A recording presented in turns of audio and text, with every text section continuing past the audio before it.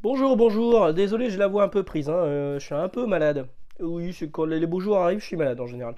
J'ai mis mon plus beau t-shirt, vous le voyez pas bien, de Frankenstein pour être un petit peu dans l'ambiance du comics que je vais aborder aujourd'hui, à savoir, hop là, oh le mec il fait des sleeve face avec son bras, c'est bien fait ou pas?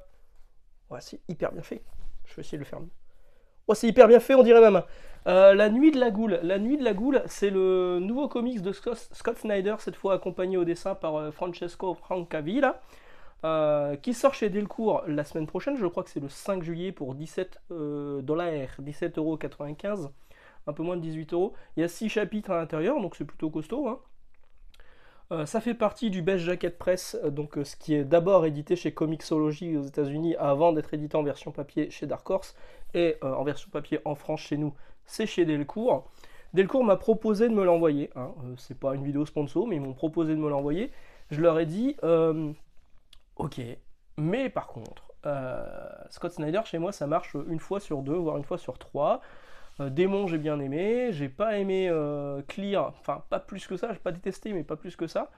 Et qu'est-ce que j'ai pas aimé de lui? Il y a aussi récemment, il y a un truc que j'ai pas aimé chez lui. Noctera, le tome 2, j'ai pas aimé du tout. Le tome 1 était bien, donc on les voit à la fin, hein. Du coup, il présente un petit peu les comics de Snyder sous ce label Best Jacket Press. Donc là, c'est son nouveau projet qui est dans une veine complètement horrifique, clairement. Vous voyez la fonte du logo, là, du titre fait vraiment penser à ce qu'on a sur Tales from the Crypt. Ouais, ça ressemble quand même plutôt pas mal. Et on est vraiment là-dessus sur un mélange entre The Ring, et, les contes de la crypte et un épisode de American Horror Stories. Donc là, l'histoire de base, c'est un père et son fils qui se rendent dans un hospice pour retrouver le réalisateur d'un film qui a été perdu. Donc le père, il est archiviste, il me semble qu'il est archiviste dans des grands studios. Il est retombé sur des morceaux de ce film qu'il trouve absolument magique, absolument incroyable, un chef-d'œuvre inachevé. Et donc il veut retrouver le réalisateur pour en parler avec lui. Il s'avère que ce réalisateur, il est vraiment pas en bonne forme, hein. Je vais essayer de vous montrer un petit peu, je ne vais pas trop spoiler. Voilà, il est pas très bien. Il est pas très bien. Il est dans un hospice, un peu enfermé. Il n'a pas tellement de famille. Personne lui rend visite.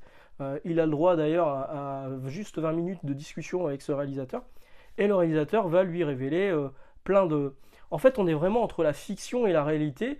Lui, son film, il le voit un peu comme un documentaire, parce que pour lui, tout ce qui s'est passé, c'est la vraie histoire de ce qu'a connu son père pendant la guerre, avec cette fameuse goule, cette espèce de monstre qui est à l'origine de pas mal de mythes, le mythe du vampire, etc., dans l'histoire humaine.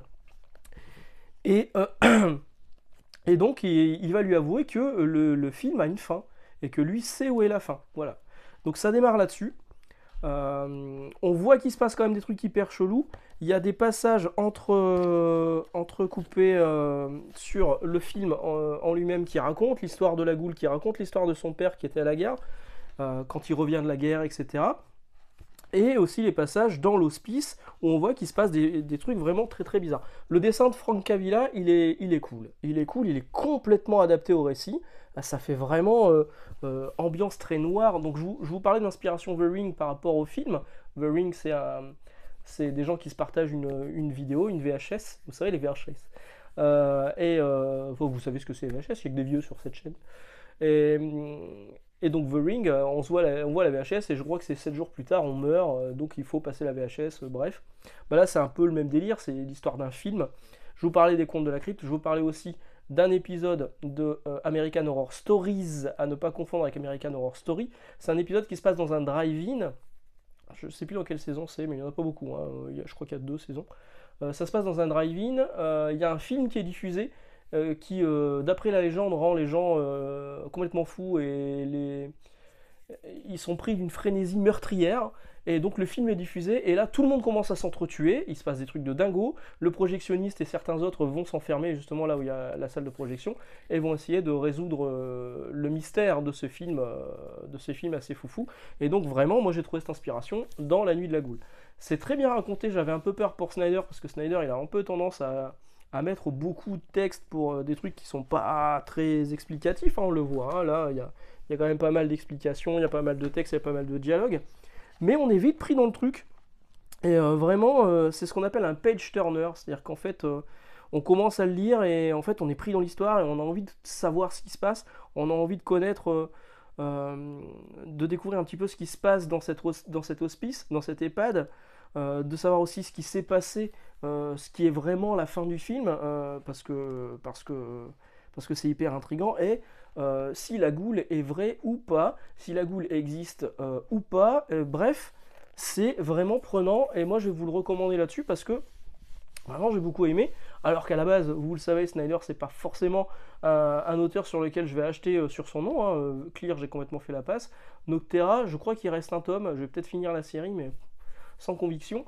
Je l'achète plus pour Tony Daniel dans tous les cas. Et Francesco Francavilla, ouais, rien que cette couverture, elle est vraiment cool. Cette couverture aussi, elle est très très cool. Moi je suis un peu arachnophobe, alors je pensais qu'il y avait des histoires d'araignées dedans, c'est pas vraiment le cas. Mais vraiment, il y a des scènes horrifiques. Vraiment, je le verrais parfaitement adapté dans un épisode des Contes de la Crypte, dans un épisode de American Horror Story. Ça serait complètement adapté.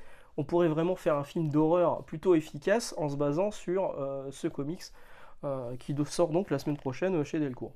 Merci à Delcourt de me l'avoir envoyé parce que franchement, si je l'avais vu passer en rayon, peut-être que j'aurais pas fait l'effort d'aller vers ce comics là.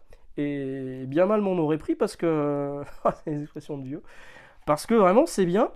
Ma femme, qui est plutôt fan de trucs, de récits d'horreur, dans les mangas, elle aime beaucoup ce que fait Junji Ito.